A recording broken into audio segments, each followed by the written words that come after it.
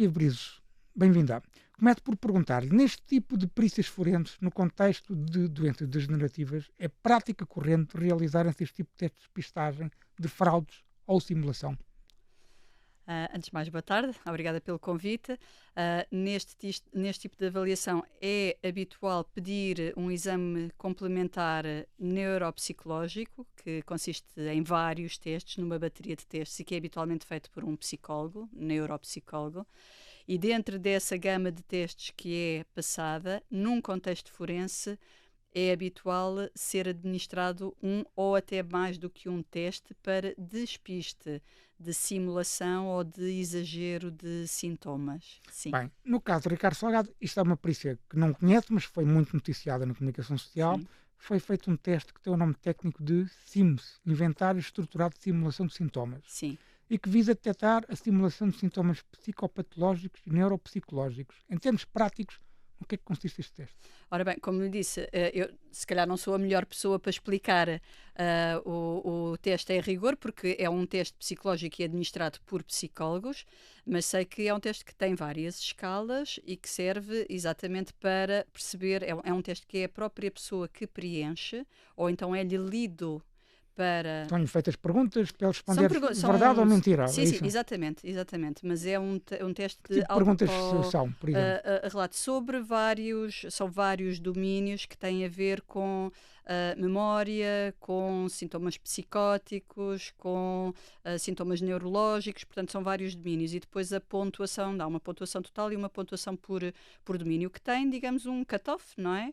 E que tudo o que seja acima desse cut-off é indiciador que a pessoa respondeu de forma que não é habitual e que, portanto, que será indiciadora de simulação, ou seja, que respondeu que existem ou que sente algumas experiências ou sintomas, quando na verdade isso não é suposto acontecer comparativamente àquilo que são os resultados obtidos no resto das provas. Pronto.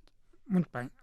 Como vimos na introdução desta conversa, a perita que examinou e realizou os testes detectou que Ricardo Salgado respondeu, e agora estou a citar a perícia, frequentemente a itens referentes a sintomas atípicos em pacientes com distúrbios psicopatológicos ou neurocognitivos genuínos, Uhum. o que levanta a suspeita que possa existir simulação.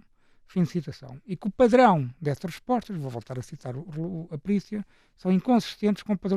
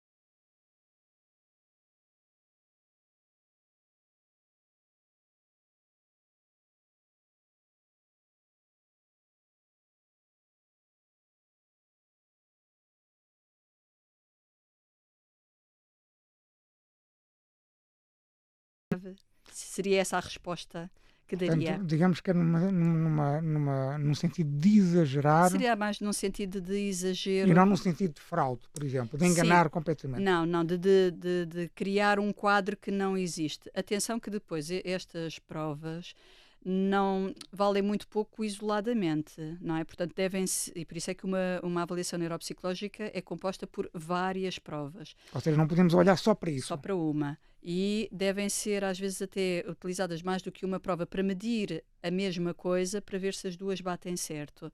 E tanto quanto é do meu conhecimento, daquilo que Foi publicado na foi comunicação social. publicado, aquilo que os resultados também desta perícia e da outra avaliação neuropsicológica na outra perícia é que não houve exagero de sintomas por parte... Pois era uma das perguntas que eu lhe ia colocar, é que Sim, na outra perícia, na primícia, exatamente. na primeira, aliás, Da perícia, prima- isso não foi detectado. Exatamente. Portanto, não foi detectado, mas atenção, portanto, o que... Mas Eu não foi sei, feito o teste? exatamente, eu não sei qual é que foi o teste que foi Claro, passado. Poderá ter sido passado outro teste e, claro. portanto, o resultado ser um bocadinho diferente. E por isso é que, como eu digo, é importante, nestes contextos, ahm, ser utilizado até mais do que um teste para ver, não é? E aí sim fazermos esta ponderação. Temos de ter cuidado com esta primeira conclusão, digamos Sim, sim, assim, sim. ou este indício. Bom, Sim, sim. Aliás, e, essa é que é a ciência do perito, senão qualquer um faria, senão qualquer computador faria claro, o exame, não é? claro, É toda esta ponderação e nem tudo o que parece é. muito bem. Exatamente. Ricardo Salgado tem pendente uma pena de prisão de 8 anos por 3 crimes de abuso de confiança, sendo que o processo ainda está no Supremo Tribunal de Justiça. Em teoria, é provável que a pena transite em julgado ainda este ano. E nessa altura terá de ser avaliado se Ricardo Salgado cumpre pena no estabelecimento prisional ou não. A minha questão é, o facto de existir esta alegada simulação, que, como já vimos, na sua opinião, não pode ser interpretado como um facto absoluto, Não. mas o facto de existir esta simulação, isso pode ajudar a comprovar que o arguido tem consciência da existência do processo penal, logo pode interiorizar o sentido da pena, uma questão fundamental para alguém ser preso. Eu acho que, e também do que li na comunicação social, acho que não há dúvidas de que há o diagnóstico de De demência, Alzheimer. de tipo Alzheimer, e As duas perícias são inclusivamente, claras nesse sim, aspecto. isso acho que ninguém tem dúvidas. Depois, a demência de Alzheimer tem várias fases, não é? E também acho que os peritos estão todos de acordo relativamente à fase da demência de Alzheimer, que será uma fase já moderada. E aquilo que é de esperar é que é uma doença progressiva, não é? Irreversível e com caráter progressivo para o agravamento. E, portanto, aquilo que nós observamos agora, ou que foi observado, aliás, nas perícias feitas em setembro, não é? Terá Sim. sido em setembro, já passaram uns meses, é que muito provavelmente a situação agora será pior ainda do que era em setembro. E será muito provavelmente pior no verão e no final do ano. Portanto, como disse bem, na altura em que houver uma decisão, eu acho que é muito sensato e prudente ser feita uma avaliação, uma nova avaliação contemporânea e, sobretudo, com essa especificidade, avaliar se o Dr. Coisa Salgado que estas perícias, pelo que eu julgo saber, não não foram com esse analisaram. intuito, não foram com esse intuito e, portanto, o Só com o intuito de objetivo... perceber se podia testemunhar ou não. Exatamente, portanto, para cada objeto, cada dúvida, não é? Quase que deve ser feita uma perícia. E aqui, tratando-se de uma doença que vai evoluir, mais ainda a necessidade de ser feita uma perícia à data. Portanto, imagino que essa decisão não vai sair amanhã, não é? Sairá se calhar daqui por uns meses, digo Sim, eu, até não ao sei. final do ano. Até ao Pronto. final do ano. Acho muito sensato que seja pedida nessa altura uma avaliação contemporânea e, portanto, aquilo que aconteceu agora não será muito relevante. A única coisa que é relevante agora é sabermos que não há dúvidas que há uma doença neurodegenerativa, não é? Uma demência de tipo Alzheimer e que está a progredir, não é? Pronto, e portanto vai ser com certeza pior. Na melhor das hipóteses estará igual, mas vai com certeza estar pior daqui por uns meses e porventura é de admitir, não é? É de admitir, é uma possibilidade que deve ser avaliada do ponto de vista pericial, se nessa altura o Dr. Salgado ainda vai ou não estar capaz para entender, não é, o objetivo de uma pena. Isto é fundamental para saber se ele Sim, pode ser preso ou não. sim, Ele ou sim. qualquer outra Ou pessoa. qualquer outra pessoa. Deixa-me colocar aqui problematizar aqui uma questão. Sabemos, isto também já era público, mas as perícias voltaram a constatar de que o Dr. Ricardo Salgado está inscrito num ensaio clínico Sim, para estudar a doença de Alzheimer e até está a tomar uma medicação que será experimental, se eu sim, bem percebi. sim, O Dr. Salgado assinou uma declaração, salvo erro, acho que é essa a data, entre 2020, sim. 2021, etc. Duas perguntas numa só. Em primeiro lugar, este ensaio clínico pode retardar os efeitos da doença, por um lado, por outro lado. O facto de ele ter assinado a declaração também tem alguma relevância em termos de perceber o estado atual Claro. da progressão da doença. Claro, todas essas são as peças do puzzle que devem ser, não é, ponderadas e que devem ser interligadas quando estamos a fazer uma perícia. Portanto, eu sei que há muita informação que foi junta aos autos, desde exames de imagem, não é, a ressonâncias magnéticas, PET, várias avaliações neuropsicológicas que foram feitas na instituição onde ele é seguido e há essa informação de que, de facto, o Dr. Salgado está a ser, foi incluído no ensaio clínico, e qualquer indivíduo para ser incluído no ensaio clínico, ou tem um representante legal que se substitui a ele e que assina, o que não parece ser o caso, Sim. não é desse conhecimento, Claro. portanto, terá sido ele a assinar em como consentia, não é, a participar no ensaio. E para isso é preciso haver, não é, quem está a propor esse ensaio tem que perceber se aquela pessoa está ou não capaz para entender aquilo que lhe está a ser proposto, qual é que é o objetivo do ensaio, Senão quais não é que pode são. aceitá-lo.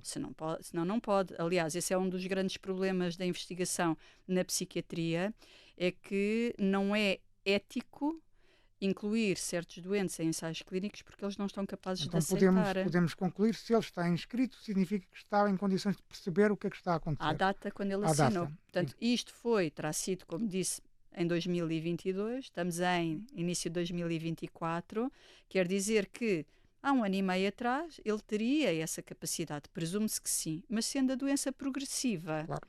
admite-se que agora esteja pior. Quão pior? Não é? Como Tem disse que ir bem, avaliando. exatamente, o medicamento serve não para não serve para voltar atrás, não é Para para curar. melhorar, para curar, serve para que a progressão da doença seja mais lenta. Se está ou não a ser eficaz, não sabemos, não Muito é? bem. Saberemos depois. Como dissemos, a perícia tinha como objetivo saber se Ricardo Salgado pode testemunhar no caso de EDP. A primeira perícia tinha como objetivo saber se Ricardo Salgado podia testemunhar numa ação civil Sim. que o visa a ele e à mulher. De acordo com o que leu na comunicação social, parece-lhe, por exemplo, os problemas de memória que são constatados por essas perícias podem levar o tribunal a não chamar o arguido qualquer um dos tribunais. Tudo é possível, não é? Se me faz a pergunta desta maneira, Tendo em conta a sua prática, o que é normal o tribunal acontecer? pode decidir não chamar, sim. Vamos lá ver. Aquilo que me parece, a interpretação que eu faço daquilo que li, é que o Dr. Salgado não está total e absolutamente incapacitado para estar em juízo. Portanto, ele não tem uma condição médica que o incapacite total e absolutamente. Pronto. E quer do ponto de vista neuropsiquiátrico, quer do ponto de vista físico. Ele poderia ter, por exemplo, uma condição médica, não é? Ter uma baixa imunidade que não lhe permitisse ir ao tribunal. Pronto. Não há uma doença infecciosa, não há nada. Pronto. Do ponto de vista agora mais neuropsiquiátrico, aquilo que parece ter sido concluído é que ele não está totalmente incapaz. Ele não está em coma, certo? Até aí não está ausente. Portanto, ele não é, tem noção de onde está, minimamente. Não é? Pronto. Estará numa fase moderada de uma demência de Alzheimer. É capaz de dizer, por exemplo, que teve uma educação francófona, que leu livros em francês. Consegue ter um discurso minimamente coloquial, mas que já é descrito como pobre, não é? Para um homem que todos nós sabemos deve ter...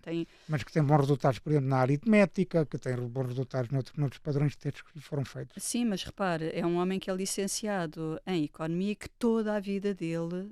tratou com números, portanto é assim, ele vai estar quase no leito da morte e vai conseguir dizer seguramente o que é uma hipoteca e o que é um empréstimo. Claro. Eu não conseguiria, o homem médio não conseguiria, mas o Dr. Ricardo Salgado... O cérebro está mecanizado para aquilo, portanto vai ser das últimas coisas a perder. Claro. Portanto, é toda esta interpretação, é toda esta conjugação de dados que o perito tem que fazer para perceber que uma pessoa que consegue dizer o que é um testamento e o que é uma hipoteca e o que é um empréstimo, mas que é economista e que foi banqueiro, não é? Não é? Com certeza, mas que depois tem uma série de alterações que são evidenciáveis em provas neuropsicológicas e exames de imagem, provavelmente já não terá a capacidade que deveria, não é? Para poder estar em juízo e fazer... pronto, há aqui uma questão que é um juízo de valor, não é? É útil ouvi-lo? Isso é o tribunal que tem que decidir. Claro. Ao perito, o perito deve informar se aquela pessoa tem ou não tem capacidade mínima, pelo menos, para poder, então, ser ouvido. Uma última pergunta. Já cá esteve uma vez no Justiça Cega para falar sobre este mesmo tema, e há uma pergunta que eu tenho de repetir, porque é importante que os nossos ouvintes percebam o contexto deste tema delicado e do que é normal acontecer neste tipo de processos. A igualdade de todos perante a lei é muito importante. As duas perícias confirmaram a doença de Alzheimer, tendo em conta que a defesa não coloca em causa que Ricardo Salgado estava incapacitado ou é inimputável, portanto, no momento da prática dos crimes, Sim. ele era são, a defesa não coloca isso em causa. Sim. Quais são as consequências desse diagnóstico para o processo, isto de acordo com as regras do processo penal? O processo pode ser arquivado? Não.